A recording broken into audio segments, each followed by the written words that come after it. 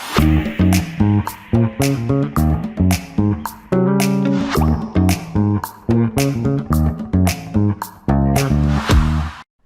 semua, Assalamualaikum warahmatullahi wabarakatuh. Seneng banget nih aku dan Sarah balik lagi di Aleza Chat, ya kan? Yang sebelumnya kita terakhir ngobrol-ngobrol itu waktu Ramadan ya, kemarin Sarah. 2021 ya, Iya. gitu. Itu narasumber kita ada Tikasya, Ya, ada Mbak 2022. Fit. Sorry 2022 ya ampun. Iya. Aku pikir 2025. Belum ya? Mbak. 2020, berapa gitu. Ya, 2022 tahun lalu ya, Sarah ya. Iya. Hari ini kita kedatangan salah satu collaborators dari The Collaborators 2.0 Anniversary Aleza yang ke-6 kemarin. Beliau adalah Mbak Annalisa. Yeay, terima kasih. Mungkin Mbak Ana bisa memperkenalkan diri untuk Aleza Women yang belum kenal Mbak Ana mungkin atau baru lihat kayak ini The Collaborator yang kemarin ya. Iya, bener banget. Aduh, makasih Sarah, makasih Gita. Aku senang banget bisa hadir di sini. Mungkin ada yang kenal aku sebagai psikolog, ya itu profesi utama. Tapi sebenarnya kalau dibilang profesinya banyak. Apa aja dulu ya? Multiplasenta. Nggak ada plesetan ya.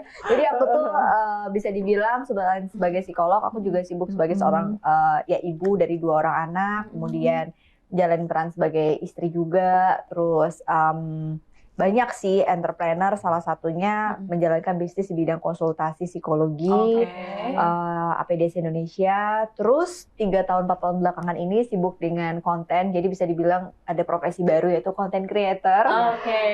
Apalagi ini diajak sebagai salah satu kolaborator di Aleza, masuk di ranah fashion yang bahkan aku meningkatkan peluang aku untuk sebagai seorang entrepreneur, yaitu jadi mitra juga di Aleza. Jadi FYI guys. iya benar. Mbak ini Ana adalah mitra salah kita. satu mitra di Aleza yang store-nya itu ada di Yogyakarta. Jogja tentunya. Banyak ya, jadi Di bisa mana dibilang alamat tokonya? pokoknya di sepanjang Jalan C Simanjuntak ya, nomor 30. Nah, langsung aja deh Langsung datang. main guys ke offline store kita ya. Siapa tahu ketemu Mbak Ana kan Iya, lagi pas ada di sana. Aku pasirin nanti ya.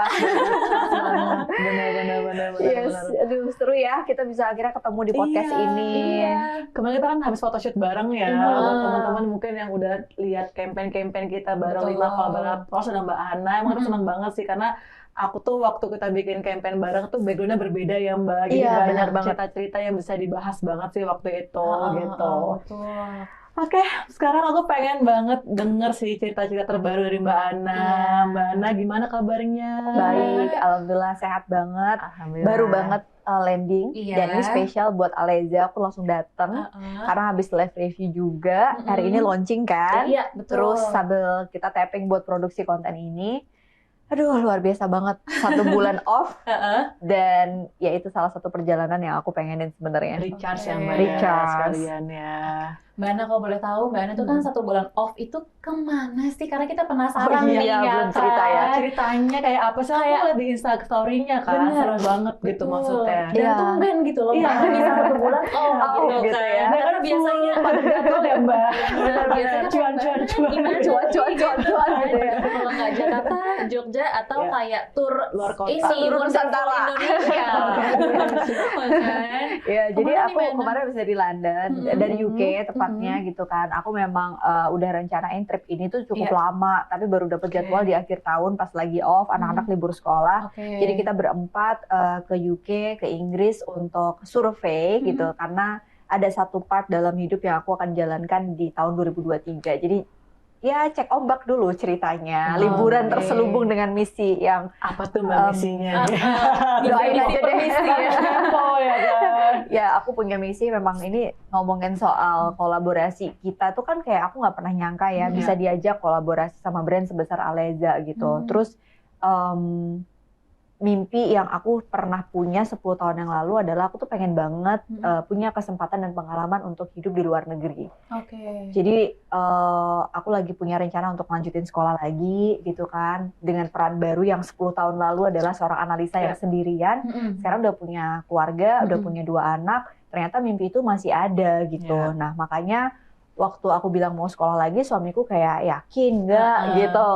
Terus ya udah deh kita set liburan akhir tahun kemarin, salah satunya pengen lihat survei langsung kayak apa sih situasi di sana, kayak apa sih kalau kita pindah, ya role play kehidupan sambil ngelihat kampus visit gitu ya, untuk tahu kayak apa sih kehidupan di sana, apakah bener keputusan aku untuk menjalankan mimpiku tuh adalah keputusan yang tepat dengan peran baruku sekarang.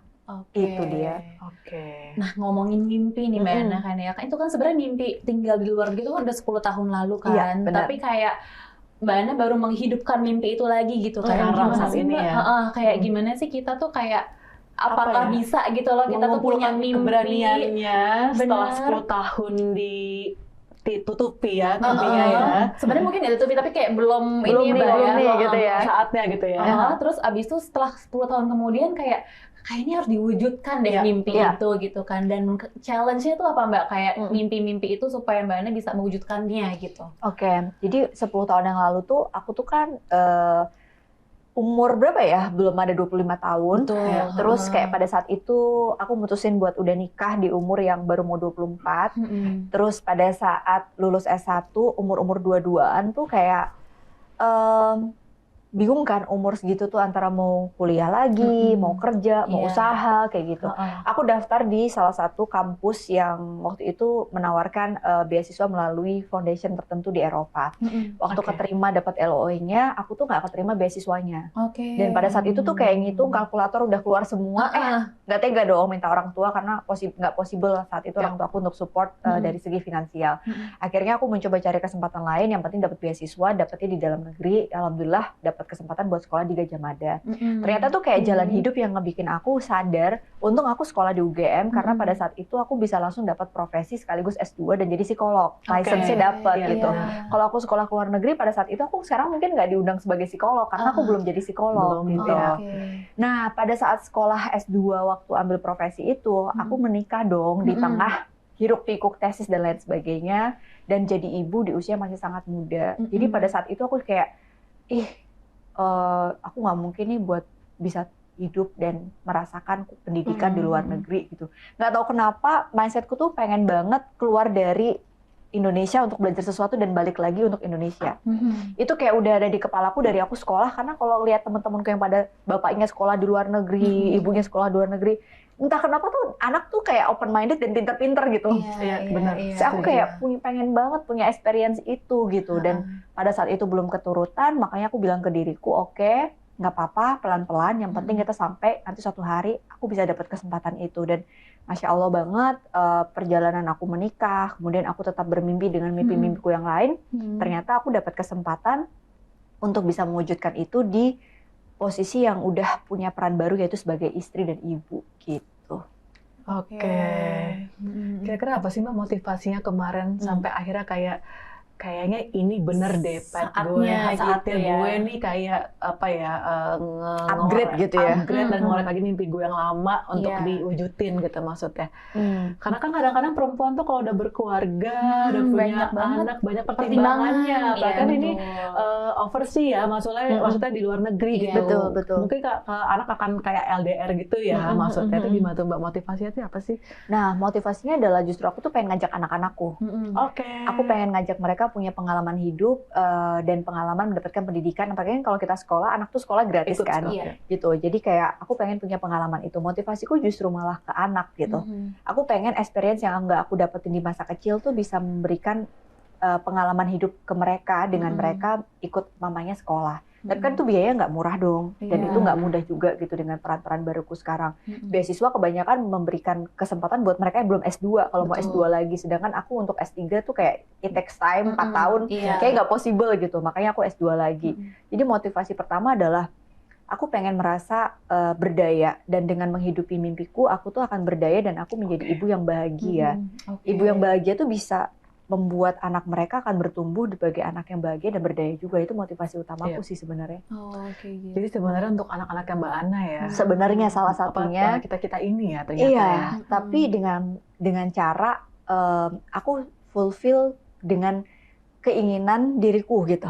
Oke. Kan kebanyakan kita tuh ngerasa kayak, aduh kalau aku udah jadi ibu, udah deh berhenti buat mimpi. Yang penting anakku tuh pinter, sekolah yang tinggi. Tapi ibu Untuk ini nggak sendiri sadar ya. gitu.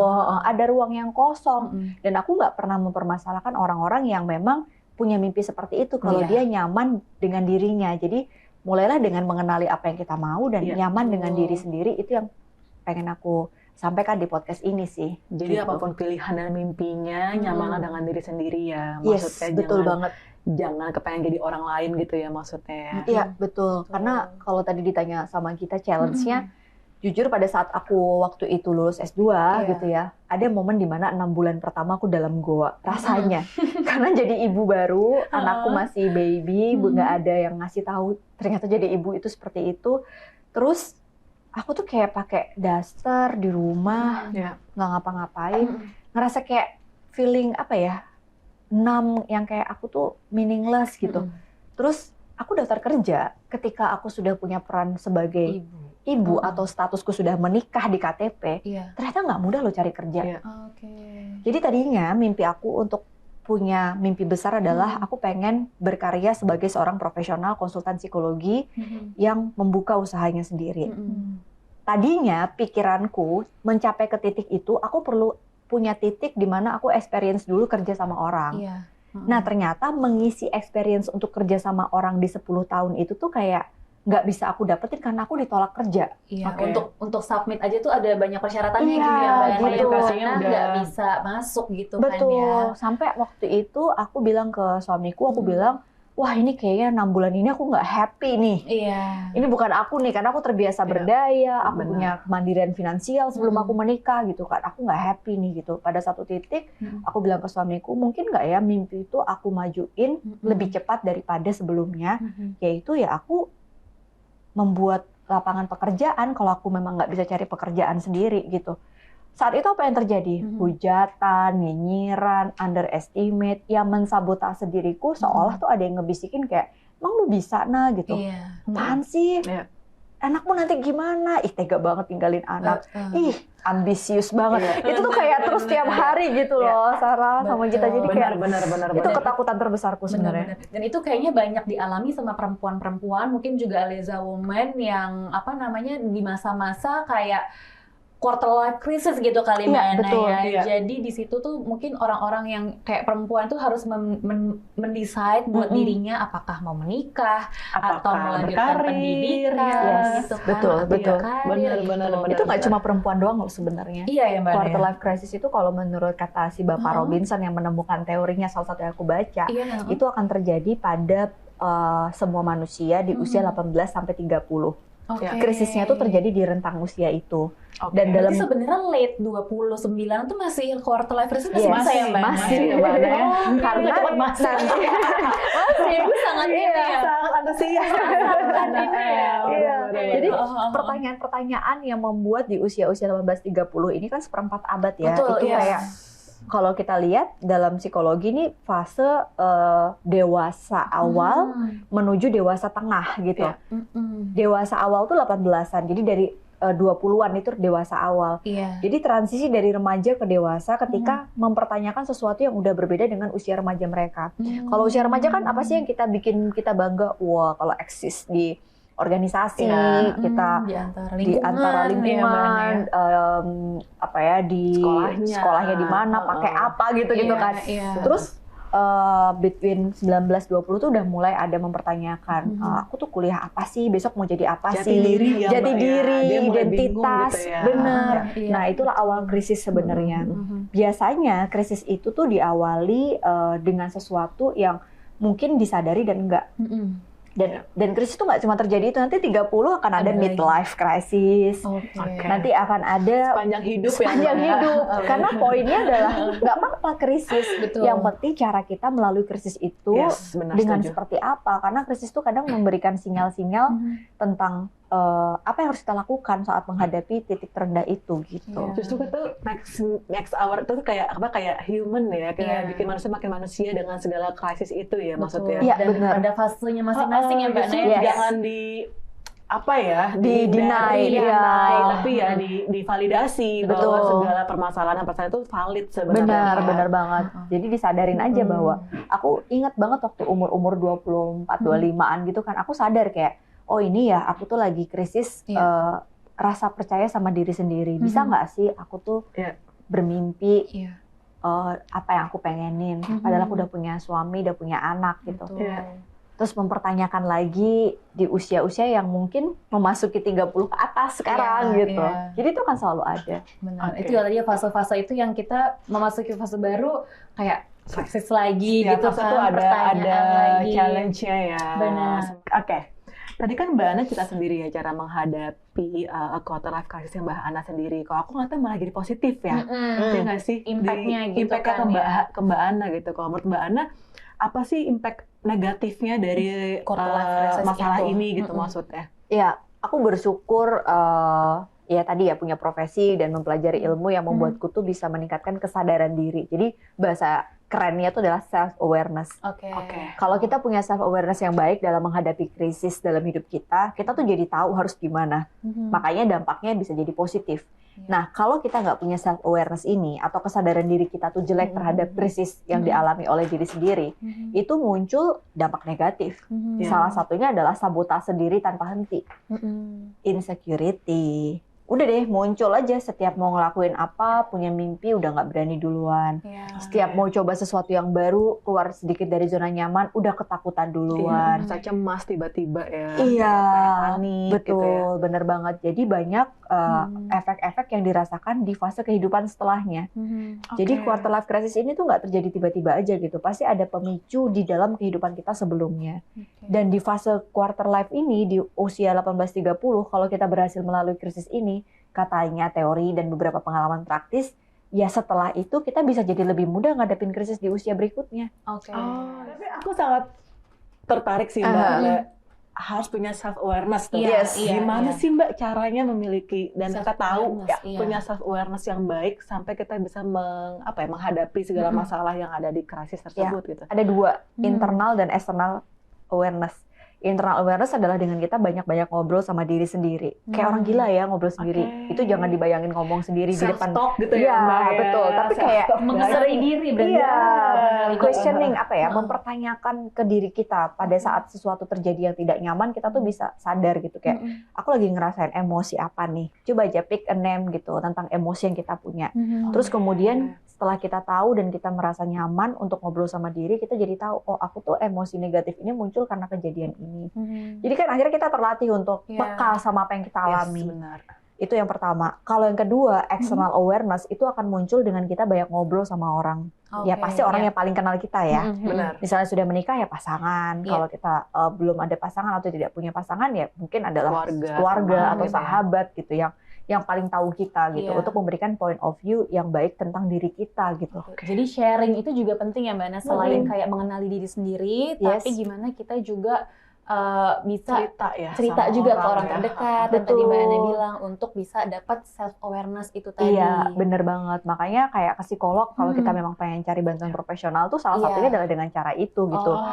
Kita nggak dijudging, nggak dikasih solusi, kita diminta mengenali diri. Jadi benar-benar memvalidasi berarti Mbak ya, membantu kliennya untuk memvalidasi perasaan dia. Tepat ya dengan psikolog tersebut. Kalau orang tua atau teman kan mungkin personal view ada point of view yang kayak jadi kurang bisa netral gitu kan gitu. Jadi cara-cara itu sih sebenarnya bisa membuat kita jadi punya awareness yang baik. Jadi memang kita tuh harus menerima, memvalidasi perasaan apapun ya. Kadang-kadang kan orang suka kayak pas kita baper kayak baper. Iya, benar. Lu mah sensitif. Itu kan salah satu yang nggak divalidasi perasaannya kita. Akhirnya kita ragu kan, kita benar sedih nggak sih? Benar. Keadaan seperti ini. Kadang-kadang kita lebay gitu ya sih. Akhirnya orang memaksa diri untuk enggak, gue nggak kenapa-napa. Padahal sebenarnya mungkin fragile di dalam itu juga bisa ya. Betul banget. Jadi memang sadari itu adalah salah satu langkah kita untuk bisa mengenali diri kita. Kita tahu banget supaya kita nyaman sama diri sendiri.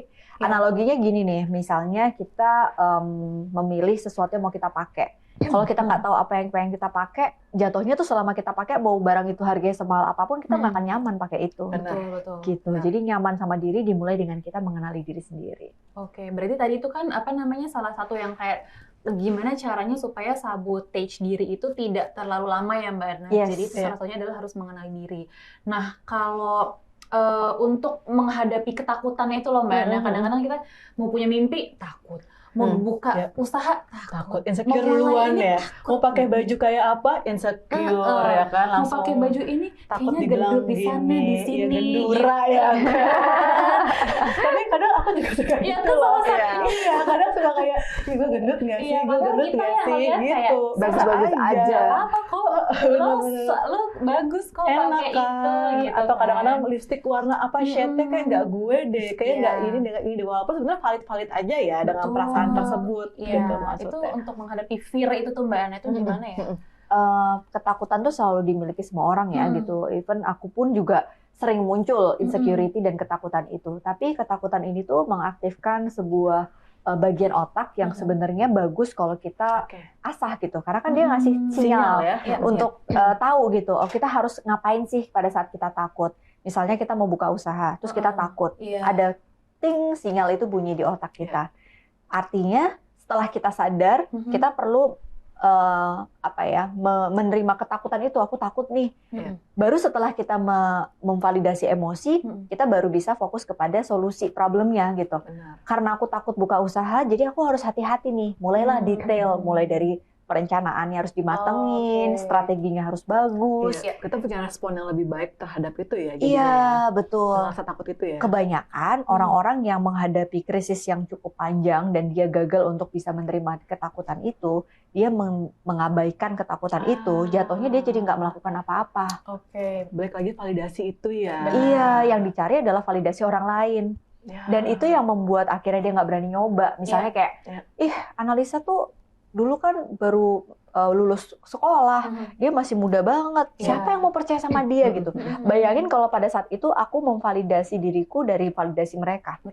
Aku mensabotase ketakutan itu, nggak mulai gitu. APDC nggak ada gitu. Aku nggak akan ada di titik ini gitu. Jadi itu yang perlu kita latih sebenarnya. Jadi dari fear itu kita sebenarnya udah tahu nih sinyal-sinyal. Oh, kalau misalkan membuka usaha ada kemungkinan salah langkah, ada kemungkinan rugi gitu kan Mbak Ana. Jadi kita yang justru dipikirin tuh adalah gimana caranya supaya kita nggak salah langkah, punya plan yang bagus, punya perencanaan yang oke, supaya yang kita takutin itu tuh nggak beneran kejadian gitu ya Mbak Ana ya. Benar. Dan biasanya menurut aku tuh pengalaman hidup itu adalah guru yang paling baik untuk membuat kita belajar dari kegagalan dan ketakutan itu. Betul. Jadi even pun gagal nih perencanaan, tapi kita tahu oh kemarin tuh gagal. Gara-gara ini punya plan yang lain supaya juga ya. Iya, analisanya ya. Analisa itu penting. Karena si self awareness itu ya. Iya. Dia memvalidasi dan kalau tahu. aku punya pengalaman juga tuh Mbak Ana kayak kegagalan kita itu tuh yang bikin kita justru self awareness tuh lebih ada dan lebih punya ini nih kayaknya nggak ke situ deh gitu. Jadi instingnya juga lebih jalan gitu ya. Iya, benar sih. Dan bayangin aja kalau pas lagi dalam usia 18-30 tadi quarter life crisis itu ya, krisis itu terjadi di usia itu. Kita jadi semakin punya keterampilan dong untuk melihat sinyal-sinyal itu. Nanti pada saat di usia 30 lebih gitu ya, memasuki 40 akan ada tantangan hidup baru lagi. Akan ada permasalahan hidup baru lagi. Nah, itu tuh otak kita udah kayak otomatis dia belajar dari skenario yang sebelumnya. Jadi pada saat ada problem, dia jadi lebih cepat gitu loh cara kita. Nah, itulah keterampilan hidup yang menurut aku tuh sesuatu keterampilan tuh bukan sesuatu bawaan lahir ya. Iya. Tapi latih kan? Iya bener banget. Iya. Yang based on dilatih, butuh waktu dan experience di hidup itu sendiri gitu kan ya. Yang akhirnya dia punya skill ataupun ability seperti itu. Benar banget. Itu sih. Jadi sebenarnya nggak apa-apa ya Mbak Ana mau gagal, mau sukses itu kayak emang journey-nya begitu. Itu kayak gitu. apa ya, manis pahitnya nggak sih? Kayak memang harus manusia tuh emang harus masakan dan mengalami hal seperti itu. Jadi emang nggak ada yang namanya bagus, terus positif, terus happy, terus tuh nggak ada. Ya mungkin ada ya di Instagram ya, Instagram happy. Lagi Instagram, iya nggak sih? Kita kan cuma menampilkan kehidupan 10% kita kan sebenarnya. Di belakangnya tuh nggak itu banyak. Jadi jangan terlalu kepusingan dengan yang dilihat di sosial media ya. Betul, dan merasa insecure tadi kan, karena kita kok belum sampai titik situ, yang lain kok udah, yang kok yang ini udah lebih sukses, kok kita belum, ini gitu udah kan. married gitu kan. Langsung pusing sendiri gitu ya. Akhirnya jadi kompetisi tuh. Betul. Kompetisi yang kita nggak tahu Sama siapa apa sih? yang mau dicari, Benar. dimenangin tuh apa, piala apa yang mau diraih gitu Iya, kan pada betul. akhirnya. Gitu. Terus berarti kan dengan keterampilan hidup yang terus-terusan menempa kita, akhirnya punya Akhirnya kita bikin bertumbuh juga ya. bertumbuh juga. Terus sebenarnya apa sih Mbak yang bisa menambahkan self confidence kita untuk menghadapi level krisis selanjutnya gitu. Betul. Apa sih yang bisa meyakinkan dan menguatkan kita gitu untuk menghadapi hal selanjutnya gitu. Oke, jadi kepercayaan diri itu menurut aku tumbuh nggak dengan sendirinya. Itu bukan sesuatu yang otomatis dibawa sama orang pas lahir gitu. Orang percaya diri itu ada dua. Dia percaya diri karena dia itu pernah berhasil, ya kan? Orang kalau gagal mulu nggak ada berhasilnya pasti dia nggak pede dong. Iya, Kayak, aduh gagal lagi. Makanya dicari cara gimana caranya berhasil. Yang kedua dari kegagalan itu sendiri. Bayangin kalau orang berhasil terus, kemudian dia ketika ngadepin kegagalan dia nggak akan pede buat jalan. Jadi aku rasa percaya diri ini adalah tumbuh ketika gagal dan berhasil itu tuh kita hadepin. Jadi sekarang teman-teman kalau misalnya sekarang kita balik ke bicara soal mimpi gitu ya, di usia berapapun jangan pernah merasa terlambat untuk membangun kembali mimpi kita. Kayak aku selalu bilang redesign your life daripada orang lain mendesain hidup kita. Dan tiba-tiba kita kayak udah kehabisan waktu, gue udah 50 kok nggak ngapa-ngapain ya, aku udah 40 nggak ngapa-ngapain ya. Nah itu jangan sampai ada kata-kata itu. Nggak apa-apa kok, misalnya punya mimpi 20 tahun yang lalu, terus tiba-tiba sekarang kayak, kok aku baru mau redesign lagi ya. Ya it's okay daripada enggak. Daripada sama sekali ya. Iya gitu, dan aku merasa kenapa aku tiba-tiba jadi content creator, tiba-tiba aku jadi entrepreneur buka butik, diajak kolaborator Ayu gitu. Karena sebenarnya aku selalu percaya bahwa ada satu mimpi besar yang aku pengenin, dan aku dalam perjalanannya it's okay untuk redesign cara untuk mencapai mimpi besar itu, yang penting dalam value dan purpose yang sama. Oke. Itu yang harus kita pegang. Jadi yang penting kita udah tahu purpose-nya apa nih Mbak Anda ya.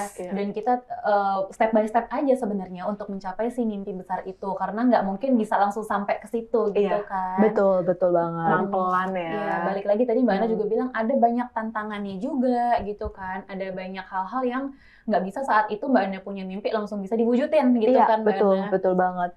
Jadi kayak misalnya nih, kenapa sih analisa ini mau sekolah lagi gitu? Aku tuh ngerasa 7 tahun perjalananku sebagai seorang psikolog kan akhirnya aku menemukan field yang aku kerjakan gitu, yaitu areanya di perusahaan dan organisasi.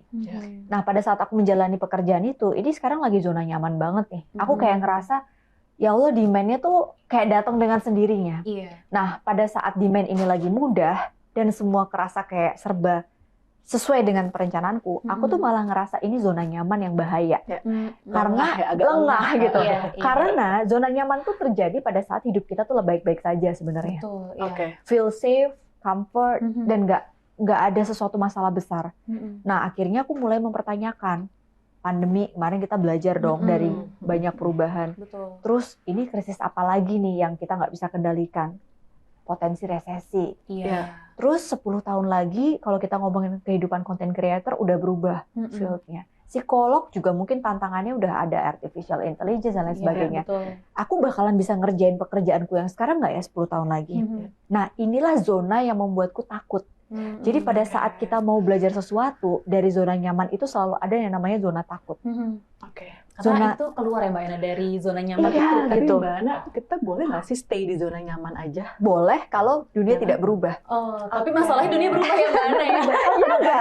Ada orang yang memang kayak udah puluhan tahun ya dia begitu. Misalnya nih ya, aku ngerasa orang-orang yang dalam zona nyaman itu karena memang nggak masalah dia di situ. Karena hidupnya nggak berubah, dunia sekitar dia nggak berubah. Mungkin berubah tapi dia nggak mau denger ya. Betul Mungkin banget. berubah tapi dia nggak mau tahu. Kan nggak ada yang nggak berubah kan di dunia ini gitu. Makanya kita bukannya keluar dari zona nyaman, aku selalu bilangnya extend gitu. Kita extended aja zona itu. Berarti Mbak Ana tuh kayak zona nyamannya tadi cuma segini nih zona nyaman aku gitu kan. Betul kan? Mbak Ana extend sampai di dalam zona di mana aku aman nantinya. Iya, dan itu udah di zona yang lebih besar gitu Iya. kan. Zona yang paling lagi. aman adalah menurutku zona ketika manusia itu bertumbuh dengan aspirasinya setiap hari. Oke. Jadi dia tahu the meaning why dia melakukan itu. Iya, which is dimana bertumbuh itu sebenarnya dia nggak stuck di situ kan Mbak Ana ya. benar. Yes, betul Selalu ada. moving, selalu Selalu ada moving, selalu additional value mungkin Iya, gitu kan. betul banget. Oke. Itulah zona nyaman kita, melewati zona takut, di mana zona takut itu kita akan masuk dalam zona belajar. Iya. Nah, aku tuh sekarang lagi antara zona takut dan zona belajar. Jadi sebenarnya even Mbak Ana pun punya zona takut dan itu nggak apa-apa Nggak kan? apa-apa. gitu. Itu wajar ya Mbak Iya, Ana. yes, Semua bener orang banget. pasti punya hal itu ya.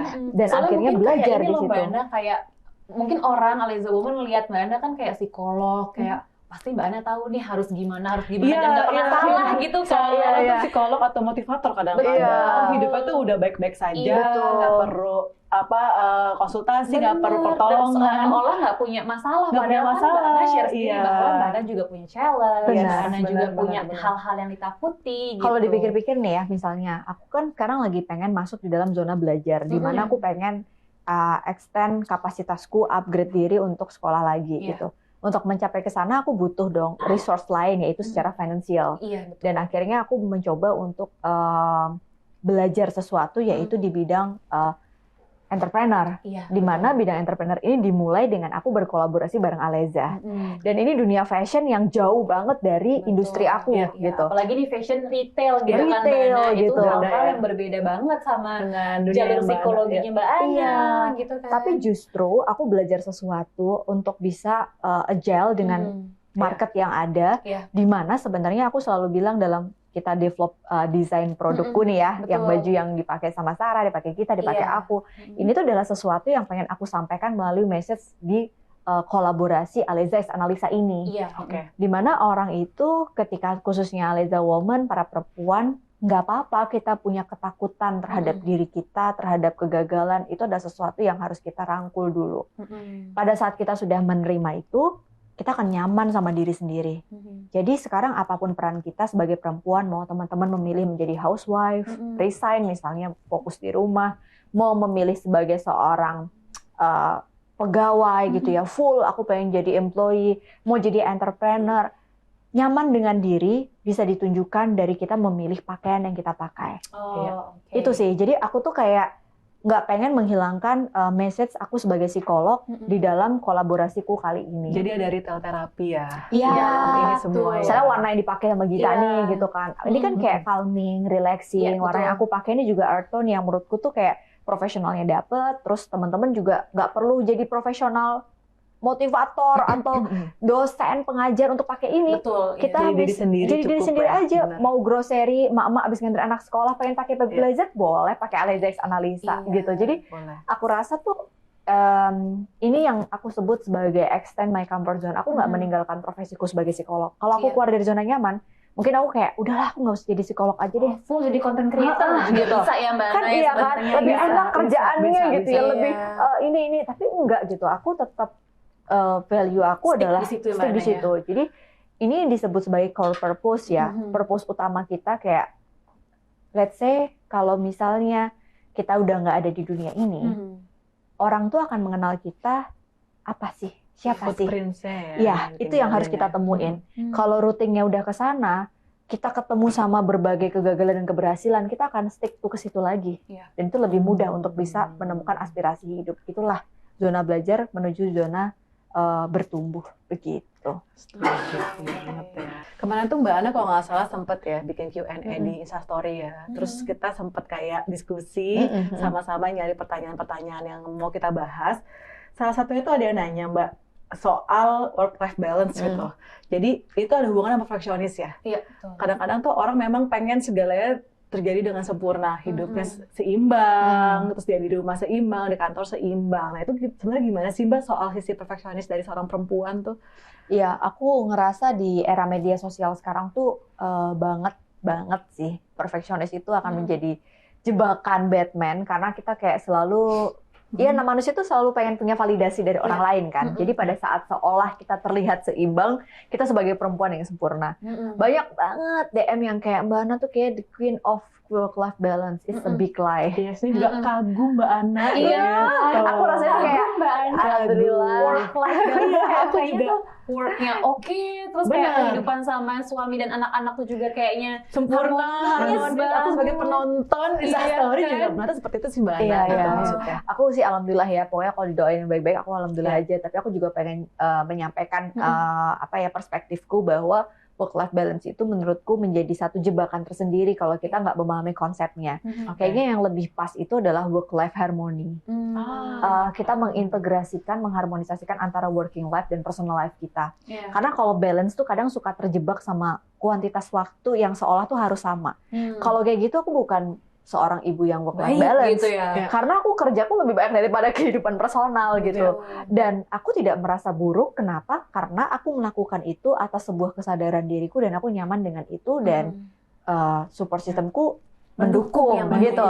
Iya benar. Itu yang paling penting. Jadi sekarang konsep work-life harmony ini aku rasa bisa memberikan pemahaman baru kepada teman-teman supaya kita nggak terjebak sama si perfeksionisme ini gitu. Iya. Karena perfeksionisme ini tuh menjadi satu obstacle atau apa ya, sebuah tantangan yang ngebikin kita tuh jadi fixed mindset gitu loh. Jadi kayak takut mulu nanti. Mau kerja takutnya nanti nggak jadi ibu yang baik. Mau jadi ibu di rumah takutnya nanti disangkainnya aku nggak berdaya karena nggak punya pekerjaan. Akhirnya kepentok sama wall yang dibangun sendiri nggak sih? Banget. Kayak gara-gara si perfeksionis itu ya? Iya, jadi kalau kita harmonis nih, satu yang perlu dilakukan adalah fokus dengan personal goals dan purpose yang utama tadi.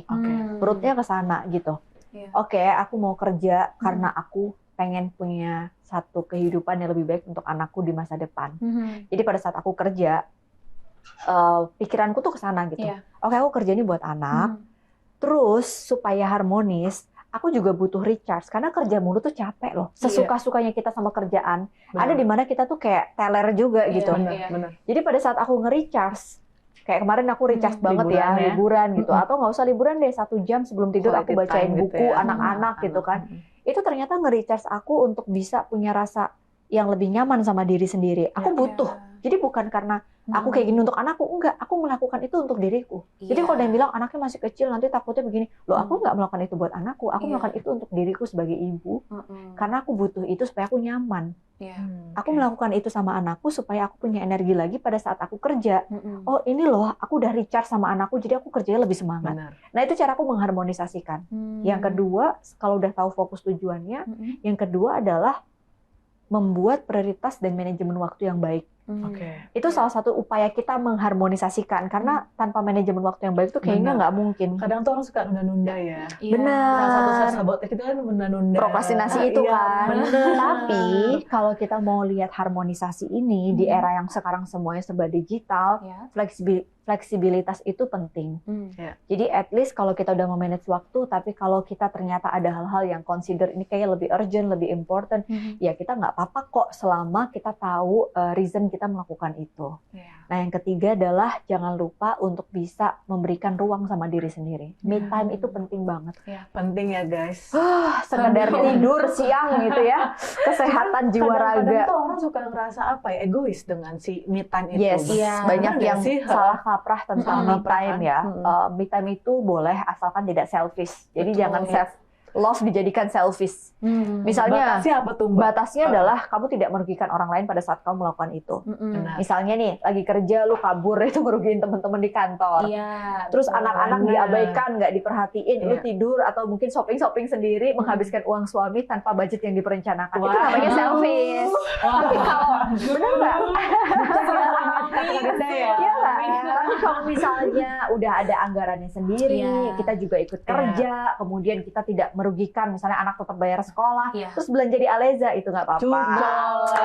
Apa tadi mana ya, udah sesuai budgetnya. Self love ya. Self love-nya dapet. Itu penting. Karena itu kan tadi retail terapi termasuk healing ya. Iya, healing. benar. Yang penting itu batasannya jangan sampai merugikan orang lain. Berlebihan gitu Dan ya, jangan berlebihan maksudnya. sesuai porsi dan kemampuan kita. Karena pengennya healing dengan traveling atau shopping, terus overthinking, lihat billing. Nah, kan malah udah jadi cepat pusing ya, pas pulang. Dan liburan ya Mbak Ana. relate pemirsa ya. Kadang-kadang kalau lihat billing jadi semangat gak sih? Iya, Gue bayar tagihan. lagi. Ini kayak Bisa saya jadi selain bikin semangat bisa jadi bikin pusing juga. Ya, ada si pusingnya ya, bunda-bundi ya. Karena memang harus zoom in zoom out ya. Itu sih aku rasa Bener. 3 hal itu untuk kita bisa harmonis, dan aku sedang berusaha melakukan itu. Mungkin orang melihatnya alhamdulillah banget ya.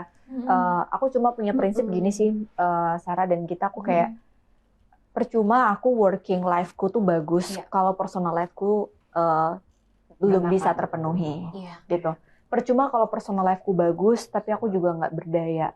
Itu yang menjadi value-ku. Sehingga apapun itu aku berusaha untuk komunikasikan dengan support system, yaitu pasangan. Kalau sekarang kita ada pasangan dan keluarga, itu penting banget gitu. Kita nggak mungkin bisa melakukan semuanya dalam waktu yang bersamaan. Itu kayak ya kita tuh bukan Wonder Woman yang bisa melakukan semuanya dalam waktu yang bersamaan gitu. Betul. Itu sih. Kalau aku lihat Mbak Ana tuh misalnya kayak kalau Mbak Ana lagi di luar kota nih kan, lagi ke beberapa kota yang harus didatengin gitu ya untuk ngasih training ataupun lainnya. Biasanya aku lihat tuh porsinya Mas Aji tuh yang nge-cover, ngajak anak-anak jalan-jalan, terus kayak nemenin anak-anak Mbak Ana jalan-jalan, terus kayak nganterin sekolah juga gitu kan. Tapi by the time Mbak Ana pulang tuh di airport tuh aku lihat kayak udah semua ikut menjemput gitu kan. Jadi aku lihat tuh harmonisasinya tuh di situ tuh antara Mas Aji sama Mbak Ana gitu ya. Fleksibel banget ya Mbak Ana ya. Maksudnya berbagi peran gitu ya. Aku merasa itu kayak rezeki ya. Benar sih. Kita Nggak rezeki semua orang nggak mungkin punya kesempatan dan jodoh yang gitu. gitu. Karena support systemnya itu tadi kan, berarti support systemnya Mbak Ana tuh sangat mendukung dengan kondisinya Mbak Ana saat ini. Apapun yang Mbak Ana ingin wujudkan ya. Betul. Aku sampai selalu berdoa gini, ya Allah, kayaknya ujian paling nggak bisa kita mudah hadapi adalah ujian dengan kenikmatan. Semoga ujian kenikmatan ini tuh nggak bikin aku jadi kalap mata terus sombong. Itu paling takut loh, karena perempuan ketika dia ada di titik di mana dia bisa dapetin apa yang dia pengenin, biasanya dia akan ada di level dia ngerasa nggak butuh orang lain lagi. Nah aku tuh takut banget perasaan itu gitu. Terus kalau kita lihat gitu ya, kayak tadi ngomongin rezeki itu nggak melulu tentang suami yang kasih kita berapa tiap bulan, nggak melulu apa yang kita dikasih sama dia gitu, tapi support itu yang menurutku tuh kayak priceless gitu. Benar, Mbak, benar. Nggak semua orang punya.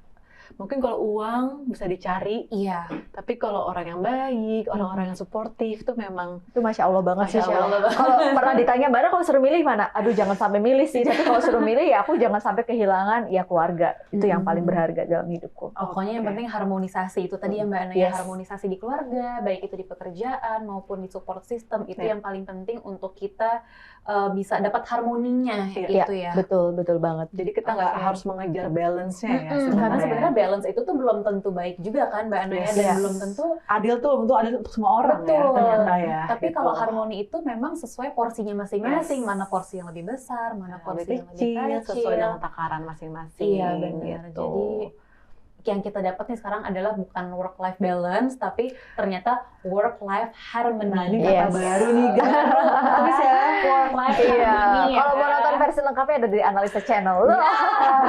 Boleh guys, klik. Boleh. Tapi ini nggak semua orang punya pengalaman yang sama loh. Karena aku merasa tuh kayak kalau kita bilang ya Mbak Ana enak punya value-value terhadap keluarga itu karena terbentuk oleh keluarga dengan value yang sama. Ya nggak sih? Aku penasaran soal tadi berhubungan sama tadi kayak zona takut betul. Apakah pengalaman hidup seseorang tuh berpengaruh ya dalam dia menghandle zona takutnya gitu? Kayak Mbak Ana mungkin sama aku sama kita beda ya, cara responsnya gitu. Iya, ini tadi yang aku sempat sampein gitu ya, pengalaman tiap orang berbeda gitu. Dan bahkan dengan pengalaman yang sama, cara dia merespon pengalaman itu beda-beda.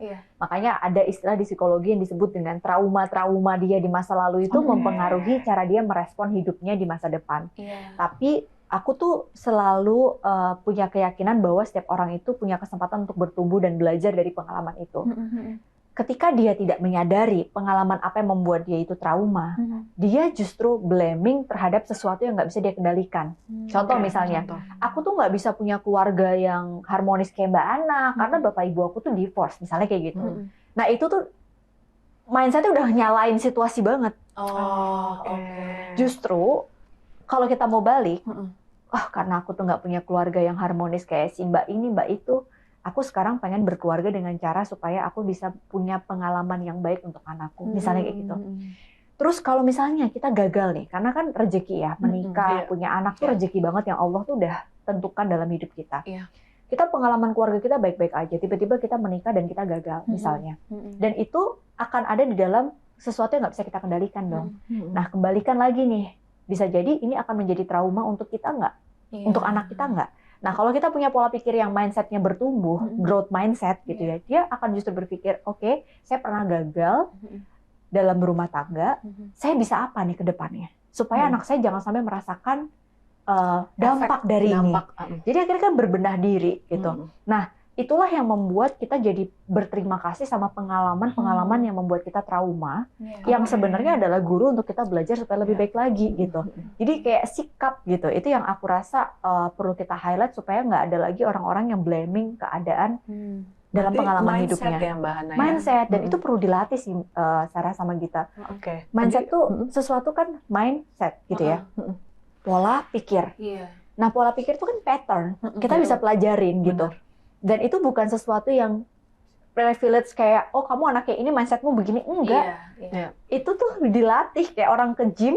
Betul. Dia badannya kecil pun ketika dia ke gymnya rajin, ototnya bisa gede kan. Ketika dia nggak ke gym lagi, lemes dong ototnya. Jadi mindset itu perlu dilatih kayak gitu. Jadi sifatnya personal ya, tergantung kita mau apa tidak dengan mindset yang positif atau yang negatif gitu kan. Benar-benar. Apa yang kita pikirin gitu. Betul. Dan gimana usaha kita ya Mbak Ana berarti ya untuk jangan sampai misalnya kalau punya emang lahir dari keluarga yang gagal, jangan sampai kita justru gagal lagi gitu kan. Kalaupun misalnya kita gagal, gimana caranya kita belajar dari kegagalan itu supaya anak aku tidak mendapatkan dampak dari kegagalan hidupku. Beda sama yang kayak aku udah gagal, ya udah berantakan aja gitu. Mana mungkin aku bisa bahagia. Konsep harmoni itu nggak mungkin. Aku nggak menemukan orang yang seperti suami si A, istri si A. Nah itu udah yang kayak udah deh, itu nyalain keadaan mulu, dan ketika dia di dalam hidup dia di situ, dia akan terus seperti itu dan terbelenggu dalam mindset itu seperti itu. Itu insecure yang nggak disadari sih. Berarti sebenarnya dealing with trauma itu juga gimana usaha kita untuk menghadapi trauma itu ya Mbak Ana ya, dan bangkit ya Sarah. Tapi ini ada hubungannya dengan itu nggak sih Mbak? Trauma itu inner child. Berarti kan mungkin beberapa orang punya pengalaman waktu kecil, ada yang beruntung, ada yang tidak gitu. Gimana sih kita bisa berdamai dengan inner child kita? Mungkin ada orang yang nggak beruntung. Saat dia kecil dia punya abusive parents misalnya, kan dia nggak beruntung berarti kan. Itu gimana sih Mbak cara dia cara kita berdamai dengan inner child kita supaya kita nggak terpengaruh dengan mindset yang negatif gitu ke kehidupan selanjutnya gitu. Ini inner child agak banyak dibahas ya. Di TikTok sering banget loh konten-konten inner child. Cuman sayangnya aku nggak nemuin source-nya yang valid gitu ya, yang emang bisa dan jelas memang bisa menjawab pertanyaan itu. Nah mungkin mediumnya pas banget nih ada Mbak Ana bisa mungkin membahas sedikit inner child, karena mungkin semua orang pasti punya cerita masa kecil masing-masing beda-beda. Ada yang mungkin baik-baik saja atau terlihat baik-baik tapi ternyata ada trauma kecil yang nggak sengaja segala macam. Itu gimana tuh? Jadi inner child ini kita pahamin dulu sebagai pemahaman yang gampang adalah sosok kecil yang ada dalam diri kita setelah kita dewasa. Jadi itu terbentuk atas pola interaksi di dalam kehidupan kita sejak kecil sampai kita saat ini gitu ya. Omongan orang tua kita, kata-kata teman-teman kita, itu kan akan membentuk validasi tentang siapa diri kita kan. Nah, inner child ini nggak melulu negatif, karena ada inner child yang menjadi sebuah outer child atau hal yang positif. Ada juga inner wounded, jadi kayak luka ya. Ada yang menjadi luka gitu. Nah, ketika kita menyadari, contoh misalnya pada saat kecil nih, kita dibentuk oleh pengalaman hidup yang keras gitu kan. Terus kita sadar nih, ini sesuatu yang membuat aku tuh jadi push limit diriku sehingga aku tuh orangnya begini.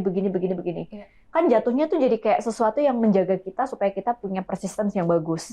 Tapi ada juga yang jatuhnya tuh jadi luka. Nah, yang inner child yang jadi luka ini yang sering dibahas di TikTok, yang membuat orang tuh jadi terjebak dengan self-sabotase tadi. Kembali ke situ gitu. Caranya gimana supaya kita dealing sama inner child kita? Ya tadi hampir mirip sih sebenarnya pembahasannya. Pertama kita harus sadari dulu letak luka kita di masa kecil tuh apa. Bahkan kalau ke konselor atau ke psikolog, kita tuh diberikan media untuk bisa mengenali diri dengan beberapa sesi terapi, untuk ngobrol sama diri kita supaya kita tuh bisa melihat spesifik kejadian yang membuat kita trauma di masa kecil itu apa. Jadi adalah banyak cara. Hipnoterapi ya Mas? Ada hipnoterapi, ada transpersonal, ada mindfulness terapi, banyak banget, ada forgiveness. Jadi itu nanti ditentukan sama si terapis dan si klien gitu. Nah, dalam proses itu klien itu kita tuh kayak ngobrol sama diri sendiri gitu, kayak oh ternyata aku tuh sempat trauma di saat SD, aku pernah dapat kekerasan dari ayah aku, di saat itu aku begini. Nah itu kan nggak bisa dirubah tuh, udah terjadi gitu kan. Nah yang bisa kita lakukan apa? Biasanya setelah kita menyadari, kita diminta menerima. Menerima bahwa sesuatu yang sudah terjadi di masa lalu itu nggak bisa dirubah lagi. Menerima itu butuh proses apa? Memaafkan. Nah somehow memaafkan ini tuh nggak mudah gitu. Benar. Karena dengan kita memaafkan bisa jadi adalah cara kita memaafkan melanjutkan kehidupan kita menjadi lebih baik. Itulah yang disebut dengan melangkah. Jadi menyadari, menerima, memaafkan, dan pelan-pelan kita melangkah melanjutkan kehidupan yang lebih baik. Itu salah satu cara kita dealing sama inner child. Begitu. Tepuk tangan pemirsa.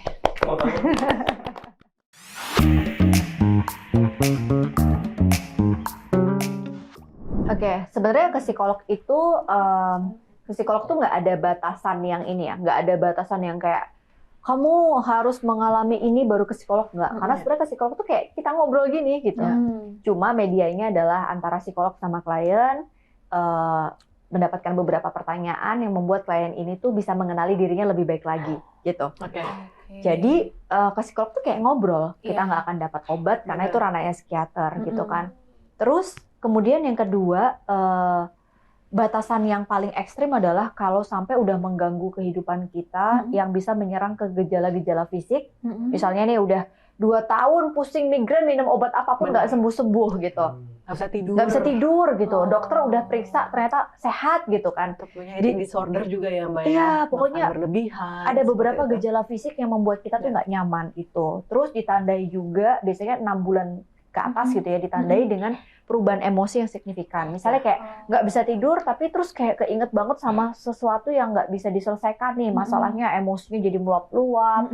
Terus kayak perubahan perilaku kita tuh juga cukup ekstrim. Jadi kayak gampang marah ke pasangan, ke anak, ke ini gitu. Ditandai juga sama perubahan perilaku kita yang ekstrim kayak susah makan, susah tidur, atau banyak makan, banyak tidur. Nah, kalau 3 gejala tadi itu terjadi dalam kehidupan kita dan kita nggak tahu harus gimana, boleh ngobrol sama psikolog. Itu salah satu signal ya Mbak Yana ya? Salah satu sinyalnya. Dan biasanya minimal 2 minggu ya, 2 minggu itu gejala ringan lah itu. Tapi kalau udah 6 bulan ke atas segera aja, karena sebenarnya ya kayak kita ngobrol biasa. Iya sih. Tapi kalau kita misalnya, aduh Mbak, ada beberapa nih yang kayak ini ya ke psikolog tuh mahal atau susah gitu ya. Kadang-kadang dibilangnya berlebihan gitu, dianggapnya dianggapnya kayak dia punya gangguan bersyukur. Iya kan, tapi sekarang gangguan jiwa gitu kan Mbak. Benar banget. Sekarang banyak banget sih media yang bisa kita pakai gitu, mulai dari yang gratisan di puskesmas itu ada psikolog juga. Aku ya BPJS juga udah bisa menanggung gitu kan, tinggal kemauan kita aja mencari. Tapi kalau memang misalnya kita ngerasa kayak gue nggak perlu psikolog nih karena ngobrol sama sahabat aja udah cukup, nggak apa-apa gitu. Aku kayak nggak terlalu pengen harus ke psikolog, nggak, itu sesuai kebutuhan kita gitu. Tapi kalau memang tadi ada gejala-gejala yang cukup signifikan dalam kurun waktu yang cukup lama dan mengganggu kehidupan personal kita dan kehidupan pekerjaan kita, coba deh gitu. Dan itu cocok-cocokan gitu. Karena kayak kemarin kebetulan kan di kantorku tuh kayak ada jasa konsultasi baik ke klien maupun ke perusahaan gitu kan. Di satu perusahaan yang sama gitu kan, 2 orang yang berbeda menggunakan jasa psikolog di tempat aku gitu ya, psikolog yang sama. Ketika terakhir kan memberikan review terhadap si psikolog A gitu kan. Itu tuh ada yang ngasih reviewnya nyaman sampai 10 dengan orang psikolog yang sama gitu ya, profesional yang sama. Si klien yang satunya memberikan skor 1. Katanya merasa dijudging, intimidating. Padahal satunya puas banget, pengen lagi gitu. Jadi emang cocok-cocokan kayak nyari jodoh gitu. Bener nggak sih? Bener. Karena itu kayak punya teman ngobrol ya Mbak. Iya. Emang ada Klik kan gitu. Ngeklik gitu. Bahkan aku pernah punya perasaan yang nggak nyaman juga ke klien dan aku refer gitu. Biasanya psikolog pun bisa gitu bisa. Ya, nyaman, itu ya? namanya kalau di psikologi itu transference and counter transference dan itu profesionalitas ya. Jadinya aku selalu percaya kayak ketidaknyamanan itu muncul atas ketidakberesanku, bukan kliennya. Jadi karena diri sendiri ya. Karena diri sendiri. Jadi aku mungkin lagi capek, aku mungkin punya masalah yang belum selesai, terus kecentok sama masalah dia. Makanya berhak merefer itu sesuatu yang profesional, manusiawi. Kita kan manusia biasa juga gitu. Daripada dipaksain berproses yang ada tuh jatuhnya jadi nggak dapet juga nggak dapet feels-nya. manfaatnya dari itu semua ya. Benar, gitu sih. Terima kasih pertanyaan pertama. Bisa ada satu lagi pertanyaan? Ada lagi bala-bala yang mau nanya?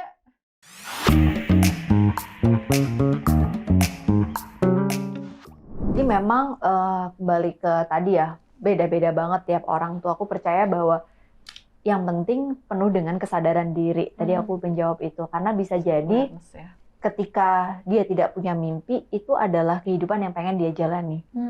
Yang penting dia sadari aja gitu. Karena bisa jadi, misalnya nih, aku terlahir dan kayaknya memang orang yang selalu punya mimpi. Buatku ini nyaman. Tiba-tiba aku dipaksa untuk tidak punya mimpi, aku jadi nggak nyaman. Nah, ketika ada orang yang aku kayak nggak punya mimpi deh, oh itu mungkin adalah mimpimu, bahwa kamu pengen menjalani hidup seapa adanya. Itu adalah kebahagiaanmu. Benar, jadi secara nggak sadar itu mimpinya dia. Mimpinya sebenarnya. dia gitu. Yang paling penting tadi, kesadaran diri dia bahwa kenapa dia memutuskan itu.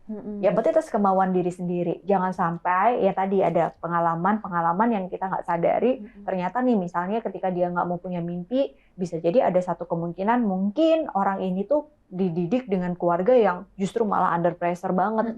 Kamu harus begini, kamu harus begini. Akhirnya dia tertekan, habis itu dia memutuskan untuk nggak mau lah, aku capek banget, aku dalam menjalani hidup apa adanya. Nah, pada saat dia dealing dengan isu traumanya itu, kalau dia nggak sadar, yang ada dia denial sama masalah itu, yang muncul adalah anger. Jadi ketika dia menjalani tidak mempunyai mimpi, itu adalah bentuk denial dia, seolah dia declare bahwa aku nggak punya mimpi dan aku bahagia, padahal sebenarnya dia tidak bahagia. Itu kalau dia punya isu yang nggak dia sadari. Tapi ada juga yang dia nggak mau punya mimpi karena dia dibesarkan oleh keluarga yang seselo itu, yang kayak yang penting kamu bahagia, ya oke, nggak apa-apa gitu. Dan itu kita tidak bisa mengubah itu gitu. Makanya empati terhadap orang lain itu menjadi salah satu cara kita untuk saling menghargai mimpi. Dan supaya kita terus menghidupi mimpi kita gitu. Kita bermimpi boleh. Tapi pada saat kita tidak menghargai atau tidak berempati dengan mimpi orang lain, disitulah sebenarnya kita sedang menjatuhkan mimpi kita sendiri. Orang yang punya mimpi dan dia bisa menghidupi mimpi, dia tidak akan menjatuhkan orang lain. Tapi orang yang menjatuhkan mimpi orang lain, biasanya dia sedang terjatuh dalam mimpinya sendiri. Jadi karena dia nggak sampean sama mimpinya, dia menjatuhkan mimpi orang lain gitu ya. Kebanyakan gitu. Kayak orang nyinyir, itu pasti orang yang belum selesai sama hidupnya gitu. Tapi kalau orang itu secure, kalau orang itu sibuk sama dirinya. Banyak orang kayak gitu ya. Iya. Netizen. Soalnya, aku merasakan pada saat aku nggak ngapa-ngapain, terus kayak waktu luang, aku tuh mikirin orang lain. Kayak lihat apa aku pikirin banget, lihat temanku posting apa aku pikirin banget. Tapi begitu aku sibuk dan aku tahu petku tuh kemana, ngeliat orang tuh kayak senyum-senyum aja, kayak aku respect sama hidup dia. Tapi begitu aku lagi slow gitu ya, lagi kayak nggak ada hal-hal yang aku pikirin penting dalam hidupku, aku jadi berpikir kayak pantesan orang kalau lagi nggak punya apa yang dia ini yang akan kerjain gitu lah ya. Terus kayak waktunya luang jadi mikirin hidup orang lain gitu. Iya.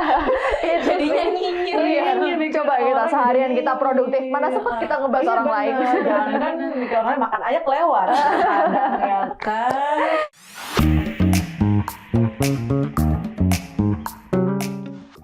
Yang paling penting sih sebenarnya keputusan itu diambil atas keputusan dia sendiri. Maksudnya jangan sampai gini nih, kalaupun misalnya atas saran suami, atas atau demi anak, tapi jangan mengatasnamakan itu satu-satunya, karena ketika kita merasa bahwa itu adalah alasannya, kita akan ketemu sama titik di mana kita kayak nyalain mereka.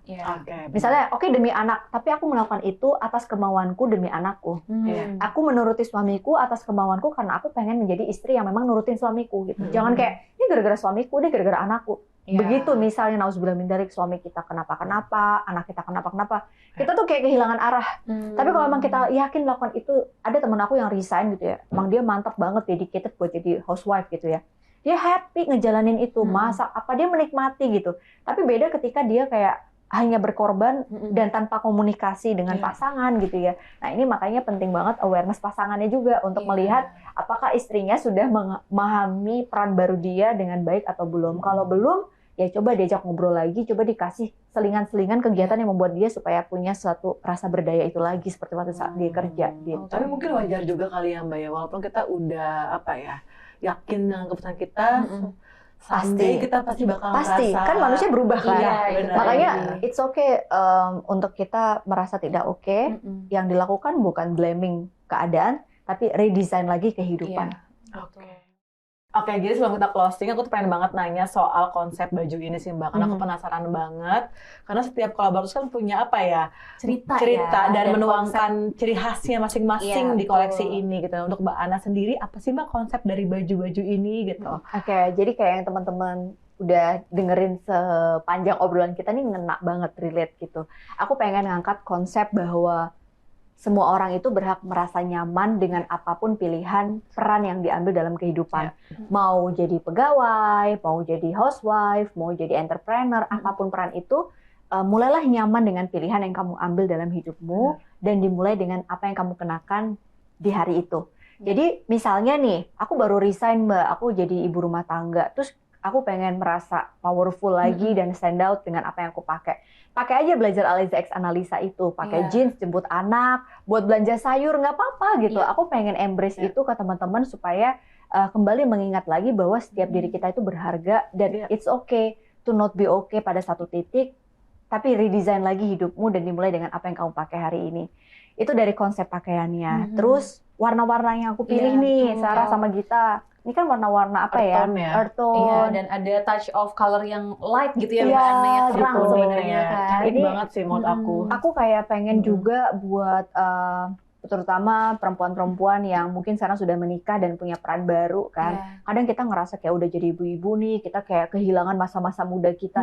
Dengan LED yellow ini tuh menurut aku akan membuat kita tuh jadi kayak ngerasa muda lagi gitu. Terus Karena ibu-ibu biasanya takut kan Mbak Ana pakai warna yang Iya, terang-terang Iya, gitu. betul. Kadang-kadang perempuan juga suka dikotak-kotakin ya. benar betul. dengan pakaian itu Dengan gitu. pakaian itu gitu. Nah, ini nggak cuma kelihatan muda doang, tapi mengingatkan kita bahwa berapapun usia kita, kita boleh loh redesign hidup kita untuk punya mimpi Setuju. lagi. Betul. Jadi kayak ketika Setuju aku pakai banget. baju ini, aku tuh jadi kayak pengen punya mimpi yang dulu waktu umur 20-an aku punya. Iya. Jadi oke nggak kalau aku misalnya ambil kursus certified ini, aku punya profesi baru yang aku redesign dalam kehidupanku di atas 40 tahun. Iya. Boleh banget ambil certified tertentu, kemudian mendesain ulang profesi baru. Nah ini kayak mengingatkan dengan warna-warna yang aku tuangkan di kolaborasi Analisa X Aleza ini. Terus ini kan earth tone banget ya, warna bener, basic, basic, hitam, iya, Mbak Ana. putih yang Hitam, iya, benar. menurut aku tuh ini kayak wajib sih dipunya sama teman-teman semuanya gitu ya, Aleza Woman, karena dia bisa dipakai outer tapi juga bisa dipakai formal. Kayak aku ngerasa Aleza Woman ini kan banyak banget yang multi role ya, pagi nganterin anak kerja, nanti pulang harus meeting, dinner. Ini dengan satu baju yang sama, kamu bisa menghadiri banyak event, Benar. occasion apapun tuh bisa Versatile match. Mbak ini ya. Iya kan, misalnya kayak gini yang dipakai sama Sarah, ini kan knitwear, ini aku pakai kemarin di UK. Kayak untuk daily oke, tapi untuk formal juga oke. Benar, setuju. Karena dia stand out di button ini. Statement-nya di sini. Iya, ya, teman-teman. betul. Jadi ini ya loose, di sini ada apa ya? Statement yang menunjukkan si baju knitwear itu ya. Yes, itu sih yang aku pengenin. Jadi Gitu. semoga semua kolaborasi Aleza X Analisa ini bisa diterima dan buruan aja buat order teman-teman, karena Amin. udah diteror dari kemarin, kapan launchingnya gitu Dan ya. hari ini udah launching ya. Ya, Iya. ini kan 11 Januari. Nggak apa-apa. Kita bener. udah launching nih ya. Jadi pas videonya dibuat udah launching guys. Yes. Ya, dia apalagi hari ini berarti udah Betul. Udah bisa langsung udah habis beli. jangan-jangan. Jangan-jangan. Jangan. Semoga ya Mbak Ana Kita ya. buka batch berikutnya. Mbak Asik. Ani, atau kita tunggu kolaborasi berikutnya ya Asik. nggak Mbak? Bener banget. Bener ya, Mbak. Thank you ya. Kalau gitu kita semua terima kasih sama Mbak Ana. Iya, thank you juga sudah meluangkan waktu seru. untuk hari ini. Seru banget pembicaranya ya. Betul. Sangat berbobot, berisi Nggak kayak kerasa ya? donat coklat ya nggak sih, kayak berisi gitu loh, bener-bener daging semua Aduh, gitu isinya. Masya Allah, alhamdulillah. Dan Semoga makasih Mbak bermanfaat. Ana kayak share-sharenya Mbak Ana kan kayak sebenarnya kita kan nggak tahu kan karena di IG tadi kita cuma ngeliat kayak wah Mbak Ana nih harmonis work life balance, tapi ternyata di sini Mbak Ana mau share sisi-sisi struggle-nya Mbak Ana, Ya, challenge-nya betul Mbak banget. Ana. Jadi Ada thank you kok banget. momen-momen aku nangis dan ngerasa bersalah karena nggak datang di hari ibu waktu anakku sekolah. Nah, kan Itu juga salah ada. satunya Ya, aku relate sih Mbak. Relate ya. momen itu. Momen-momen ketika kemarin waktu aku intens sama anak-anak, terus aku baru sadar kayak ya Allah, aku baru nyambung ya sama Mereka gitu jokes-nya ya. mereka gitu. Selama ini aku kayak nggak hadir ternyata sebagai Nah, ibu. benar. Jadi Iya. nggak apa-apa, yang penting kita belajar terus setiap hari. Kita Oke. bisa balik lagi ke hal yang kita tinggalin ya Mbak ya, Yes, maksudnya. betul banget. Oke, kalau gitu. Oke. Terima kasih banyak Mbak Ana untuk hari ini. Thank Terima you, kasih. Kita Mbak. senang banget hari ini bisa ngobrol-ngobrol sama Mbak Ana. Semoga nanti di Aleza Chat berikutnya kita bisa ngobrol lagi sama Mbak Ana tentang hal-hal yang lainnya ya Mbak ya. Setuju. Asik, kita ketemu di kolaborasi berikutnya. Amin. Terima Insya kasih Allah. semuanya. Makasih Aleza Oke. Woman. Terima kasih semuanya. Assalamualaikum warahmatullahi wabarakatuh. Bye.